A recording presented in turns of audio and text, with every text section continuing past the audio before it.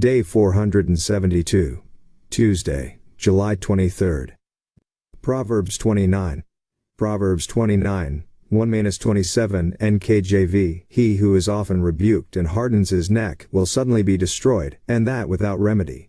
When the righteous are in authority, the people rejoice, but when a wicked man rules, the people groan. Whoever loves wisdom makes his father rejoice, but a companion of harlots wastes his wealth. The king establishes the land by justice, but he who receives bribes overthrows it. A man who flatters his neighbor spreads a net for his feet. By transgression an evil man is snared, but the righteous sings and rejoices. The righteous considers the cause of the poor, but the wicked does not understand such knowledge. Scoffers set a city aflame, but wise men turn away wrath. If a wise man contends with a foolish man, whether the fool rages or laughs, there is no peace.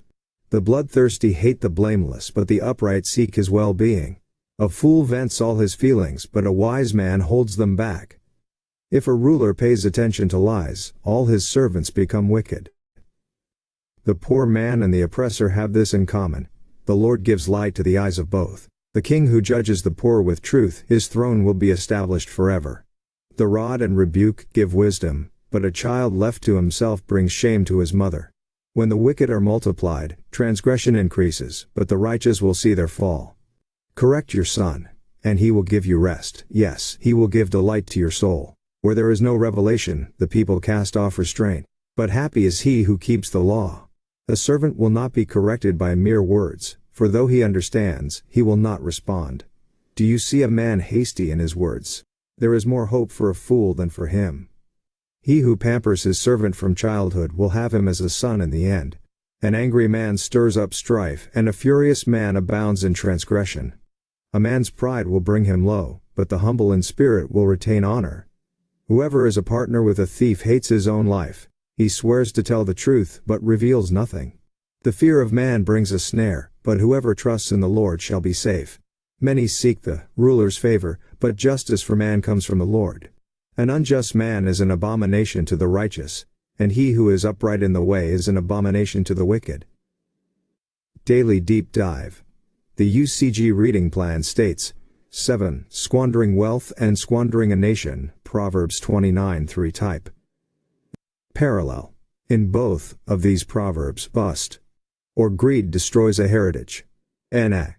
8. Beware of the traps, Proverbs 29:5. Thematic, Nesi. Flattery in verse 5 refers to praising another, often falsely, when the real objective is to promote oneself. It is not clear from the wording of the second line if the flatterer entraps the one he flatters or himself. As both ideas would seem to be true, see also Proverbs 6:28. Verse 6 is usually translated to mean that an evil person is snared by his own sin. However, the New American Commentary says it should be translated, there is a snare in an evil man's iniquity. This could refer to a wicked person's self-entrapment, but it could also be a warning to the righteous against joining the wicked in their sin, with the second colon in either case showing the joyful outcome of the righteous escaping the snare of evil. 9. Concern for justice, Proverbs 29. Individual proverb. 10. Order in the court and in society, Proverbs 29. Wipe. Parallel. Catchword. Verse 7, since it concerns justice for the weak, may serve as a heading to this set of proverbs. The proverbs of this collection parallel each other as follows. A mockers create havoc. The wise restore order. Verse 8. Be the wise have decorum at court, fools do not. VV. 9. A violent men hate the good, the just seek justice for them. Verse 10. Be the wise have self-control. Fools do not. Verse 11. The unity of this text is indicated by the presence of catchwords arranged in a chiastic sequence. In a compare wise and foolish, verse 9, to fool and wise, verse 11, as well as men enoshi of scorn, v8, the interlinear Bible to men enoshi of blood, v10, the interlinear Bible. 11. The throne secured by righteousness, Proverbs 29. Type, thematic, inclusio. Proverbs on integrity in royal government sandwich. A proverb on the poor and their oppressors here. In turn there is a kind of progression. A proverb that mentions wicked officials is followed by one that refers to the oppressors of the poor, which in turn is followed by a third on the need of the king to protect the poor from oppression. In SC. The Expositor's Bible Commentary explains verse 12 this way: once a ruler begins to listen to lies, his court will be corrupted. The point is that courtiers adjust themselves to the prince. When they see that deception and court flattery win the day, they learn how the game is played. Note on verse 12. The contrast in verse 14 is the king who judges with truth. Verse 13, which declares that God is the source of life and consciousness for both the poor and the oppressor, is identical in meaning to Proverbs 22:2 in the major Solomonic collection. Besides making the point that all are equal before God, the words here are meant to comfort the downtrodden and alarm the oppressors. God naturally cares about those he has made, yet those who abuse his gift of life are still dependent on him for existence and had better heed all that he has to say, or else. 12. Discipline at home and in the nation, Proverbs 29. Parallel discipline must be maintained at home and in society at large. In this parallel text VV 15-17 concern the former, and VV 16-18 concern the latter, neck. The first line of verse 18 is perhaps best known by its King James Version rendering, where there is no vision, the people perish. Read this way, the verse is often thought to mean that if people have no forward outlook or personal goals, they are doomed. While true in principle, and the principle can even be inferred here, the King James wording does not precisely convey the sense of the verse in the Hebrew. The New King James rendering is better. Where there is no revelation, the people cast off restraint. The word for vision or revelation is used elsewhere in Scripture for a direct prophetic revelation from God, e.g. 1 Samuel 3:1, Isaiah 1:1, Ezekiel 12:27, Daniel 1:17, Daniel 8:13, Nahum 1:1, Habakkuk 1:7. This need not refer to prophets speaking for God at a particular time, it could refer to the people not being aware of or not having access to God's prophetic messages in Scripture. And the word rendered cast off restraint is also translated this way in Exodus 32:25, where the Israelites sank into sinful rebellion during Moses' absence. The New Century Version translates the first line of the proverb as, where there is no word from God, people are uncontrolled. The New Living Translation says, when people do not accept divine guidance, they run wild. Note how being uncontrolled apart from God's messages contrasts with the second line of the verse, but happy is he who keeps the law. Want to avoid miserable chaos? Then obey God's instructions, the path to true happiness. 13. Controlling the servant and controlling the self, Proverbs 9:19, type. Parallel, arranged in ab form. Verses 19-21 on controlling one's servant seem to have nothing to do with VV 20:22 on self-control. The link is the issue of control and discipline, with the implication being that one must give as much attention to governing one's own passions as to governing one's servants. NA.